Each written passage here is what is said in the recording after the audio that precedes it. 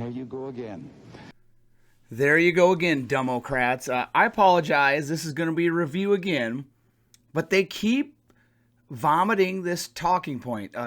Uneducated Democrats are still vomiting forth these talking points. Red states have higher homicide rates than blue states, but don't ask us to look at the demographics of the arrestees or the homicide victims, or don't, well, for the love of God, don't look at county by county homicide rates and see which ones are the hot spots year after year after year after year after decade after decade after decade. Because if you do that, your whole narrative explodes. So just autistically repeating, red states have high homicide rates in blue states, that misses a lot. So they're doing it again. So I'm here, and if you're a busy person, you can just pass this off to someone else, and I'll just lay out all the information for you. And when somebody comes, when you have an autistic come around and spewing these talking points, you'll be ready for them. So here's a clip, and then I'll provide a little more of a rebuttal at the end. But people are getting wise to this, but the Democrats are going to continue. That's why they're so mad at Twitter. Oh, Twitter's not going to be woke anymore. Twitter's not going to censor everything factual. And they're really mad because then their ability to control the narrative has exploded. So here's the clip. Crime has risen at higher rates in the red cities run by Republican mayors and in red states, actually not in the blue cities. They're being dishonest about it. They're not having a conversation about real solutions. These states in the United States that have a rate of homicide that is 40% higher are MAGA states. I remember Governor Kathy Hochul also saying that crime was simply a GOP conspiracy theory, and that was the blame game we heard from the far left all up and through the midterm elections. Well, here is the harsh reality of it all. Crime is surging in America's blue cities. Republicans are trying to step up and fix it all, but will Democrats remain in denial, or I think they're actually just lying to the American people and hoping they'll buy it? Joining us now is former FBI agent and author of the book Sheep No More. I love the title of that book. Welcome to Greg Kelly Reports. How are you, Jonathan? I'm doing good. Thank you for having me. So they just, these talking points, they're running with it. You know, even the Manhattan District Attorney, Alvin Bragg, he said in his op-ed the other day, despite what some reporting may lead you to believe, homicides and violent crime as a whole are generally higher in red states post-pandemic. This is such a lie because overall crime in New York City is up over 30%. The only thing where we've seen some declines is maybe shootings and murders. Do you think that the Democrats are lying, or they're just stupid? Well, what they're doing is they're skewing the statistics, because here's the reality. The crime, if it is up, is in the cities and in the inner cities, particularly in every state. And that's every state, right? And what's happened around the country is, and this is what the people have to realize, when they see a map after an election, they see the entire nation is red except for these blue spots. Those blue spots are where the majority of the population exists. And this is a game that the Democrats play, and they play it very well. So once they have people in there, they can use the statistics to say wherever a Democrat is, we have this, this, and thus. And then they can turn around and say, you know, because the state is red, well, they have that and this and that. So that's the game that they play. And they have a long game, so they've been doing this for quite some time. But really, when you look in that map particularly, everywhere that you see the deep blue, especially the deep blue areas, that's where the majority of population is. It's where the highest poverty is, and it is where the most crime occurs. So what they're saying may be true in a way because it's in a Republican-controlled state, but the fact is where it happens is typically in a Democrat-controlled city. Right, like Chicago, like New York City, like Los Angeles. It's those deep blue cities. And even the state of New York, you saw it after the governor's race. It was all red, and then you had those little splotches of blue. I know the NYPD cops, before they can even finish the paperwork after they arrest somebody, the guy's already out. Or I've even been told by some cops that while they're filling out the paperwork, the same person comes back in again. I mean, it is so insane. We keep seeing these soft on crime policies. They're destroying our country. Just take a look at the latest stats coming out of Dallas. Take a look here. 1 in 3 murder suspects have been released on bail. So we're not talking about non-violent criminals. We're talking about killers. There was a video even in New York City where a 12-year-old boy was attacked randomly by a guy with a crutch. Another 12-year-old girl was walking down the street, and 2 guys on a scooter came and stole her gold chain off her neck. We're seeing it over and over again, the same people perpetuating the crimes. And what a lot of people don't realize is that over 90% of the victims are people of color. Look, that's the video I'm talking about. This was a random crime. The victim is a 12-year-old. This person is clearly disturbed. I guarantee you he has a rap sheet a mile long. And again, this happens in New York City in a predominantly minority neighborhood. When are people going to wake up that the Democratic policies are actually hurting the very people they're claiming to protect? Well, they're probably never going to wake up in that area, in those cities. And in fact, it's going to get worse because that's predominantly where they are shipping all of these migrants or illegal aliens, whatever you want to call them, that they have brought over and bussed into other states. So see, they've done exactly what they are all upset with Governor Abbott in Texas or Governor DeSantis in Florida. The left has been doing that for literally several years now, and they're taking them into these large cities and in certain cases into rural areas and completely changing the culture of that area by secreting poverty in. Sometimes they give them money and some other cell phones and some things, but then they just leave them. So what you're going to find is very similar to what happened to Colorado when everybody went there because they thought they were going to get in on the pot business. And then all of a sudden the homelessness went skyrocketing, poverty skyrocketed, and then violence because nobody could get jobs. So they're taking all these people and they're putting them around the country and they're just going to leave them. And so now you're going to see that increase. At the same time, they've devastated law enforcement. The experienced police officers have retired, and they're recruiting people under standards such as their gender and their sexuality. And you're going to have law enforcement officers that do not know what to do. Some of them will be meaner, more brash, and other ones will be more useless. But overall, it's going to make crime surge even more. And to your point, when you're talking about the migrants, that they're just dropped into the cities, that's what we saw happen in Long Island and the resurgence of MS-13, which is a really brutal, violent gang. And those members of that gang, the majority of them came in as unaccompanied minors. So a lot of times we do these migrants a disservice when we just throw them into these communities and they say they know this relative and they're living with this person. And even if they didn't want to join a gang, they end up joining a gang and they end up slaughtering members of their own community. So I just don't understand like how anybody could advocate for something like this. Well, this is the way you understand it. They're playing a game. You look at Lori Lightfoot. She got all upset and kicked this guy out of her press conference because he was asking her legitimate questions about something that she said about fighting the conservatives. And then she gets all upset when she's called on it.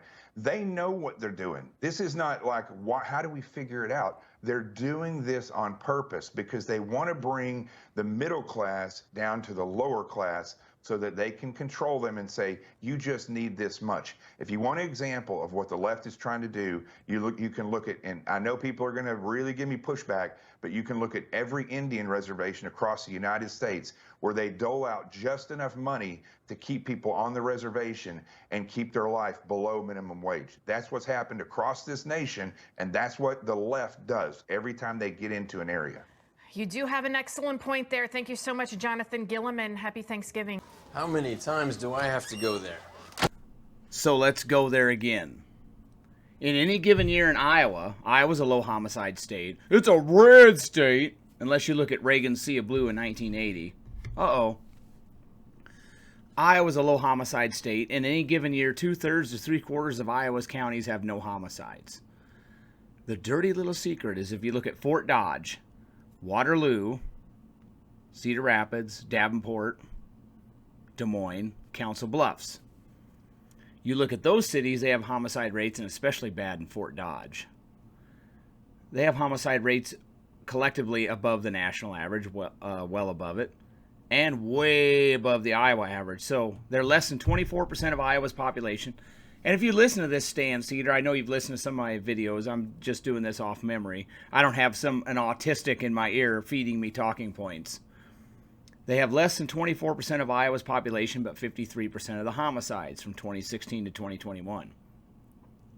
Illinois is a blue state, and it has a sky-high homicide rate. But in any given year, there are dozens of counties in Illinois that have no homicides. Almost half. You look at a map of Illinois, Trump won most of the counties there. The counties that voted 60% or more for Trump have homicide rates way below the national average. You know where the problem areas are? It's 2 places, you dumbass. St. Clair County and Cook County. It's not the whole state of Illinois. Montana has boatloads of counties with no homicides in any given year.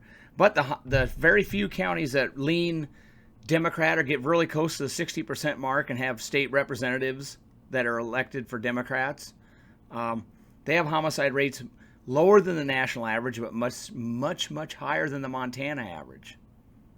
In Texas, same thing. Texas, the counties that voted 60% or more for Hillary or Biden have homicide rates well above the Texas average and well above the national average. The boatloads of counties that voted for Trump twice, 60% or more, have very low homicide rates. And again, most of the counties in Texas that have no homicides voted overwhelmingly for Trump. You might say, oh, there ain't nobody there. Well, you add them all up, and that's a lot of people.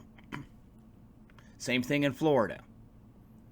Delaware has 3 counties, but guess what? And they have a high homicide rate. But you know what the problem is? It's Wilmington, 1 city and 1 county. Outside of there, you're safe, but it's all happening in Wilmington. Maine has no homicide problems because it's 92% white, and they've got constitutional carry. Uh-oh. What was another state? Minnesota. More than around half of their counties in any given year have no homicides. I think it was actually over half in the 3 years I looked at. No homicides in over half of Minnesota's counties. And I even did a part where I looked at throughout counties with 1 homicide or less. And that's well over half of Minnesota's counties.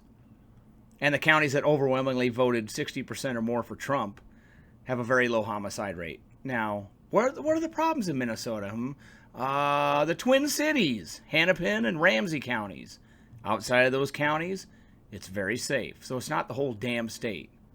I mean, you got to be about friggin' retarded to say this crap. Brian Tyler Cohort, who has never had a real job and sits on his ass all day, and Stan Seder, who hasn't had a real job since Air America went down the toilet, sits on his fat ass all day repeating talking points that they get off Yahoo from some whack job idiot that works for some fly-by-night non-profit think toilet. Oh, red states have homicide rates 40% higher, but don't look at any of the data. Oklahoma. I'm just trying to get you, Stan, I'm trying to get you pull your head out of your rear end, buddy. Oklahoma has a whole bunch of counties in any given year that have no homicides. Guess who won? Well, of course, Biden and Hillary didn't win a county in Oklahoma. And you might say, oh, well, Oklahoma and Tulsa counties are where the problems are at. And then you can drill that down to Oklahoma City and Tulsa City. And I got a whole video on that. And I'll leave a link for that in there, too, where I totally took that talking point and ran it through a wood chipper. South Carolina. That's an interesting one. They have a sky-high homicide rate, have been for a long time. They're a red state. The very pro-Biden counties in South Carolina, if I remember right, and I think I'll get this right, they had a homicide rate of over 11 per 100,000. The very pro-Trump counties versus the very pro-Biden and Hillary counties, they had a homicide rate of over 8. So it's really bad in South Carolina. But guess what? About 27% of their population is black, but over 3/4 of the arrestees and homicide victims are black. Oh, imagine that. What about Georgia? Same crap, different state. The boatloads of counties that voted 60% or more for Trump have homicide rates well below the Georgia state average, well below the national average. Now you take all the very pro-Biden, pro-Hillary counties from 2018 to 2020, and they have homicide rates in the stratosphere. And guess what? That's mostly Atlanta. There's a couple other counties, like 3 or 4 counties in Georgia that are really ugly. What was another state? Wisconsin. Wisconsin has a really low homicide rate. There's one hot spot. It's mainly Milwaukee County, and then you can drill that down to Milwaukee City. And that's not Republicanville. The counties that voted 60% or more in Wisconsin for Trump twice have homicide rates that barely move the needle. And I could do Tennessee. I've been over this a million times. Keep pounding the drum. Tennessee. There's 2 counties in Tennessee that vote overwhelmingly Democrat. And guess what? Their homicide rates are in the stratosphere. Davidson County and Shelby County.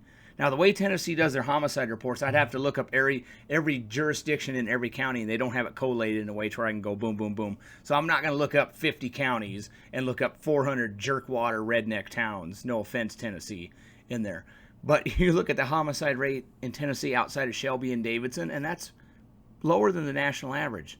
It's Memphis and Nashville. I could do this all day. I mean, come on, guys. Ohio. It's Cleveland. And I didn't do Columbus last time, but I probably will this time.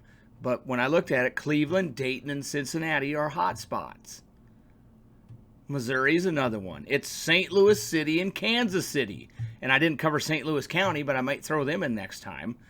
The counties that voted 60% or more for Trump, and you saw Lidia Curanaj had that graphic up. Counties in Missouri that voted 60% or more for Trump don't have high homicide rates. It's well below the national average. I'm not saying it's perfect, but it's not. It's not red states have high homicide rates. Yeah, don't investigate a little further. I mean, that might take some brain power. Michigan's another one. It's Detroit, Pontiac, and Flint. The counties that voted 60% or more for Trump twice have low homicide rates, well below the national average. Guess who gets arrested the most for homicide? And guess who are the victims of homicide in Michigan the vast majority of the time? Very disproportionate to their percentage of the population. I'll let you guess. So I think I've made my point there. It doesn't matter if it's a low homicide state won by Biden, low homicide state won by Trump, high homicide state won by either or Hillary. You've got a few problem areas in that state, unless it's South Carolina, and they've got some widespread issues there.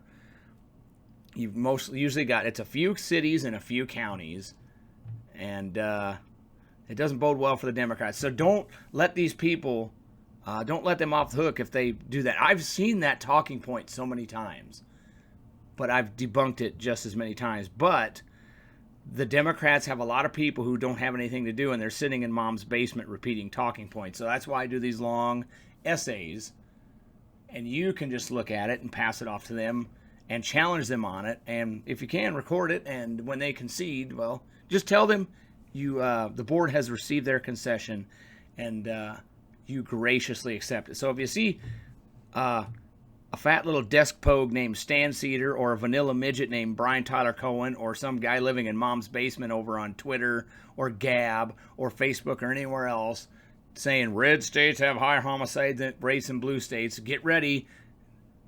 It takes some time, and I've seen a lot. Most people retreat. I mean, they just pack up and bail out. As soon as you have an argument that's going to take them more than 30 seconds and it's more than 3 sentences, they're going to give up. So use this information to flummox them, because you will know the truth, and the truth will set you free. Have a nice day.